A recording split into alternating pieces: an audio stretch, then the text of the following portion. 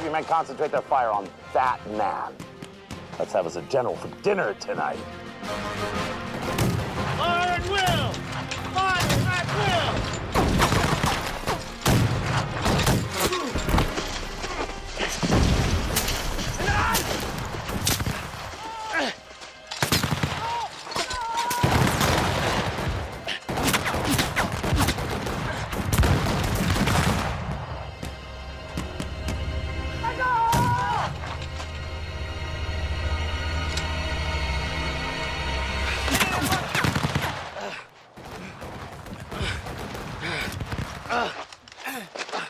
Fire! Fire!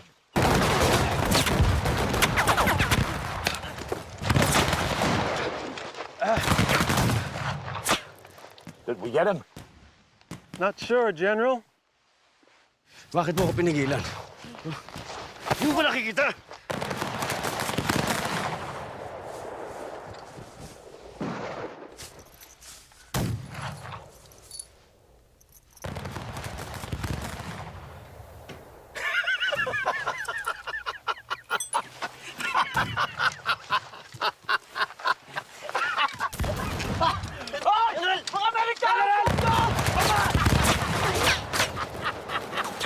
Looks like he's still alive, sir.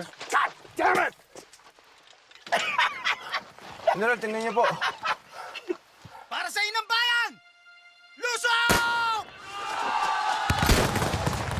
So engage him, General? Nah. We'll lose too many men. Let's give him this one. Besides, it'll be dinner time soon.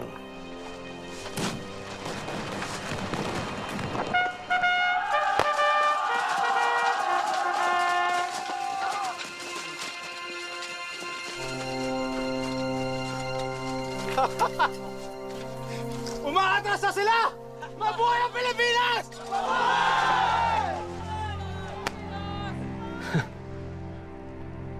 Hindi tayo nanalo pa ako.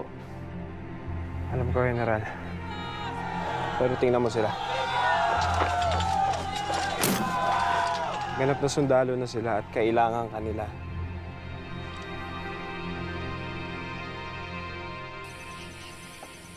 He must be the bravest man I've ever seen, or the looniest lunatic this side of Frisco. His men were hightailing it back until he started his suicide charge. God damn. Should have picked him off. Yeah. Well, no matter. We've seen him in action. We cannot afford to underestimate the enemy. It's been days now. His position's still holding up. To this day, well planned and executed. He must have read the same books we did. Hell, Arthur, you should have picked him off. Yeah. Damn skeeters, they're bigger than hummingbirds. Men are falling like flies. Dysentery, cholera, malaria, heat stroke, 200 and counting.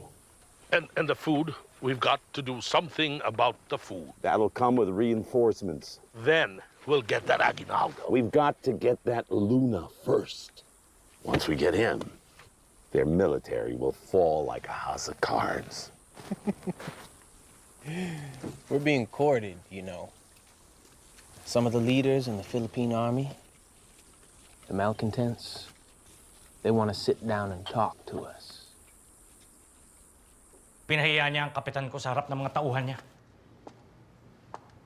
Sabi niyo kayo lang susundin namin, Senyor Presidente. Hindi na natin kayang mawalan pa ng tao.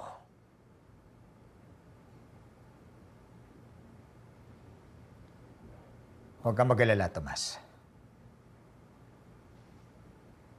Ibabalik ko ang kanilang mga ranggo. Maraming salamat, Senyor Presidente. Kailangan may gawin tayo sa baliw na lunang yun. Pinahiyaan niya tayong mga kabitenyo.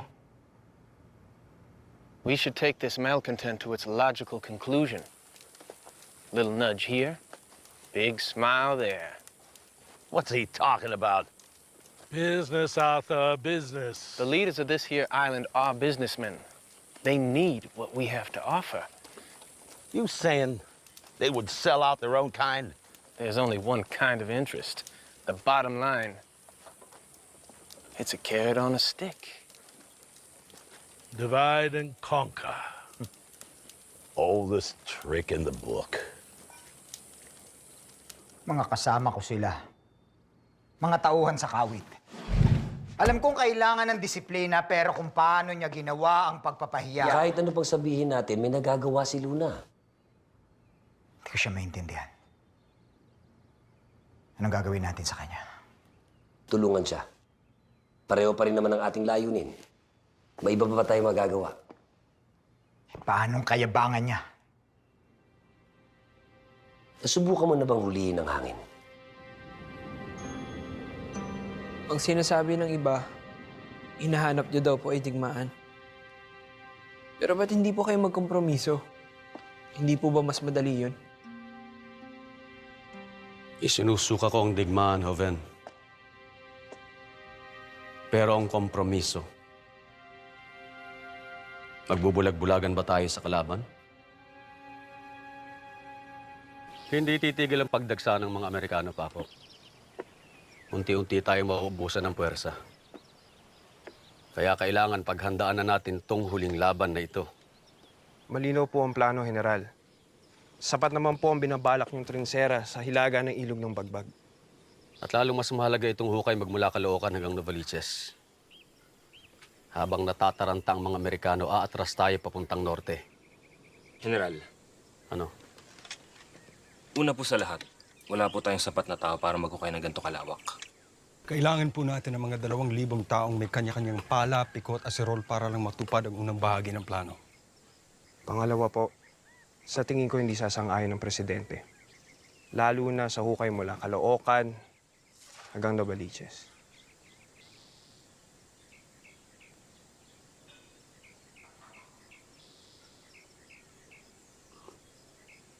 Tatlong araw. Po? Bigyan niyo ako ng 3 araw. Komandante! Kapitan!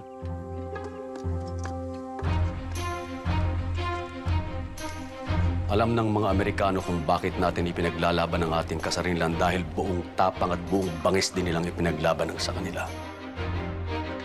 Iba ba tayo sa kanila? Wala ba tayong karapatang magbuhay ng malaya? Kaya hindi ko mapapatawad ang ginagawa nilang pananakot. Humalay na! Artikulo 1. Ang hindi sumunod sa utos ng punong general ng digmaan ay tatanggalan ng ranggo at ipapapatay ng walang paglilitis sa husgado militar.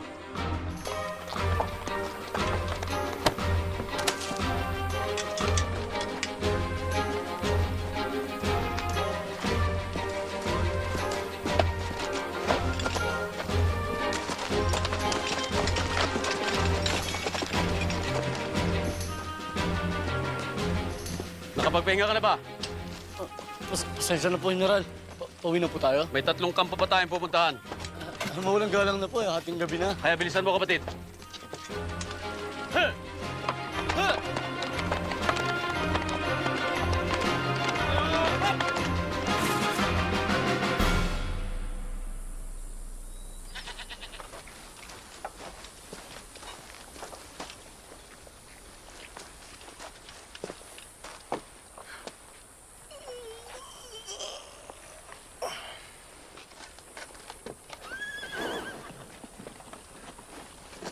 General!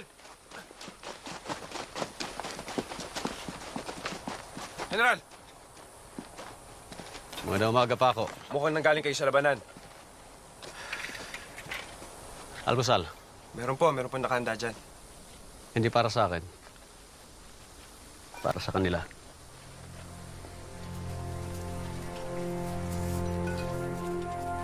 $2,000? 4. 4?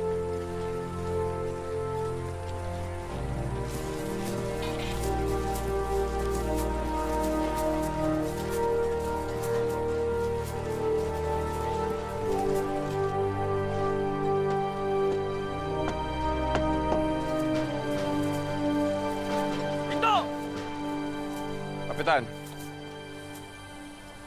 salamat sa tulong. Hindi naman po kami pwedeng tumanggi. Pag di daw po kami sumama sa kanya, papatayin daw niya kaming lahat. Ang tawag nga po ng iba sa kanya, General Artikulo 1.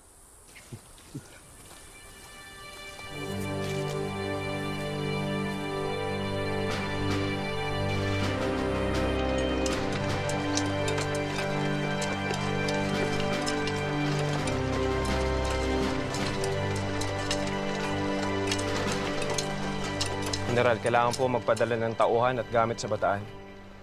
Meron akong 3 pulutong na reserba sa Bulacan. Pwede na silang umalis bukas. Mawalang galang na, pero kailangan umabot sila bago maglinggo. Walang pakpak ang ating mga sundalo, Pak. Ikaw mo na bahala rito, General. Anong gagawin mo? Kukuha kami ng tren.